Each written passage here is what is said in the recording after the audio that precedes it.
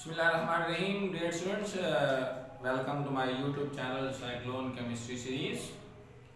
तो आज हम एक छोटा सा और सिंपल सा टॉपिक डिस्कस करेंगे और जिसके अंदर हम आज पढ़ेंगे कि हम किसी भी कंपाउंड का मोलर मास कैसे मालूम कर सकते हैं। ये हमारे छोटी क्लासेस के स्टूडेंट्स होते हैं, वो अमूमी तौर पे वो किसी भी कंपाउंड का मोलर मास मालूम करने में थोड़ा सा डिफ़िकल्टी फील करते हैं। तो इस तरह हम थोड़ा सीख लेते हैं और हमारा बिल्कुल सिंपल सा टॉपिक है किस तरह से मालूम करते हैं। तो स्टूडेंट्स, मोलर मास मालूम करने से पहले हम कुछ एलिमेंट्स के जो एटॉमिक मासेस हैं वो लिख लेते हैं। जिस तरह से बच्चों हम जानते हैं कि सोडियम का जो मास है वो 23 हुआ करता है। इसी तरह अगर हम देखें हमारे पोटाशियम का मास जो है वो 39 हुआ करता है। ऑक्सीजन का मास हमारे पास 16 हुआ करता है। हाइड्रोजन का मास 1 हुआ करता है। मैग्नीशियम का मास हमारे पास 24 हुआ करता है। इस तरह कार्बन का मास हमारे पास 12 हुआ करता है।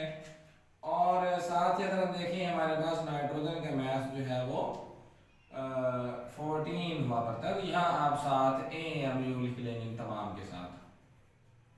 तो बच्चों ये यहाँ हमने चंद एलिमेंट्स लिखे हैं, इन एलिमेंट्स के आपने एटॉमिक मासेस याद कर लेने हैं। इसके अलावा और भी हम जानते हैं कि तकरीबन हमारे पास कोई 118 एलिमेंट्स मौजूद हैं पीरियोडिक टेबल में, लेकिन ये हमारे पास एलिमेंट्स ऐसे हैं कि जो कि ज़्यादातर जो कंपाउंड्स हैं उनको बनाने में इस्तेमाल होते हैं, इसलिए इनके एटॉमिक मासेस के हर वक्त आपके जहन में होना ज़रूरी है। तो अब हम देखते हैं कि हम कार्बन डाइऑक्साइड का मोलर मास मालूम करने जा रहे हैं कि हम कार्बन डाइऑक्साइड का मोलर मास कैसे कैलकुलेट करेंगे।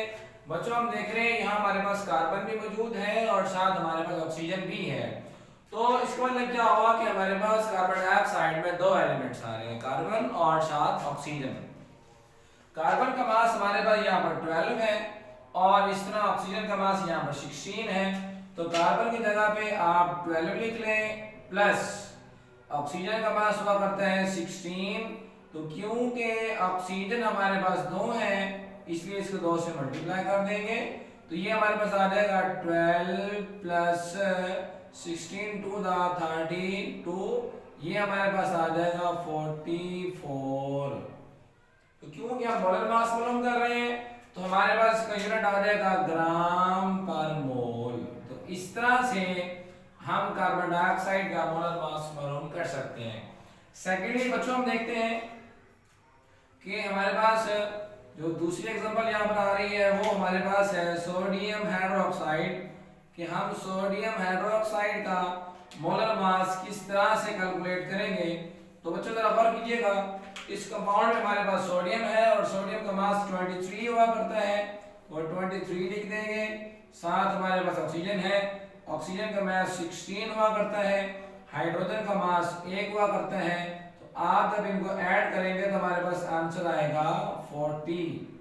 तो क्योंकि मोलर मास है तो ये ग्राम पर मोल आ जाएगा।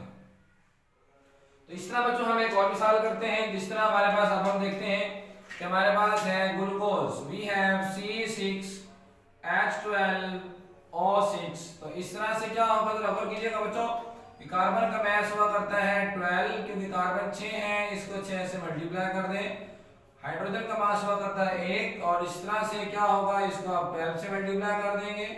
और इस तरह ऑक्सीजन का मास हुआ करता है 16, इसको आप 6 से मल्टीप्लाई करेंगे।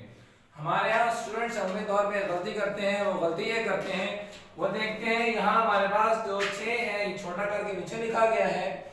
तो बच्चे क्या करते हैं, यहाँ पर जो 6 मतलब जिस नंबर से आपने मल्टीप्लाई करना है उसको भी यहाँ छोटा करके नीचे लिख देते हैं। तो ऐसा नहीं करना आप लोगों ने, यहाँ प्रॉपर्ली उसको मल्टीप्लाई करके लिखें। यहाँ आप ब्रैकेट के अंदर लिख लें या आप उसको सिंपल आप मल्टीप्लिकेशन का जो निशान है वो भी यूज कर सकते हैं। तो ये हमारे पास बन जाएगा कि 12 6 द 72, ये 12 1 द 12 और ये 16 6 द हमारे पास आ जाएगा। अगर हम मल्टीप्लाई करेंगे तो ये हमारे पास आ जाएगा 96 आ जाएगा। तो अगर आप इस सारे को अगर आप आपस में ऐड करें तो हमारे पास आंसर क्या बनना चाहिए, ऐड कीजिएगा स्टूडेंट्स, ये 72 12 और 96 अगर हम आपस में ऐड करेंगे ये हमारे पास बन जाएगा 180। सो 180 is the molar mass of glucose. तो बच्चों इन 3 एग्जांपल से हमने ये समझा कि हम किसी भी कंपाउंड हमारे पास चाहे वो सोडियम क्लोराइड हो, सोडियम कार्बोनेट हो, हमारे पास वो अमोनिया हो, कोई भी आपके पास दुनिया जहां का हमारे पास एलिमेंट मौजूद है या कंपाउंड है, तो उस कंपाउंड के अंदर मौजूद एलिमेंट्स के जो भी उसमें एलिमेंट्स आ रहे हैं उनके एटॉमिक मासेस आप यहाँ लिस्ट से देख लें। अगर इस लिस्ट में नहीं है तो आप प्रोडक्ट टेबल से देख लें, उनके एटॉमिक मासेस आप सिंपली ऐड करते जाएं और आपके पास जो आंसर होगा वो उसका मोलर मास होगा। तो उम्मीद है बच्चों कि आप इस तरह के एग्जांपल्स को आप आसानी से सॉल्व कर लेंगे।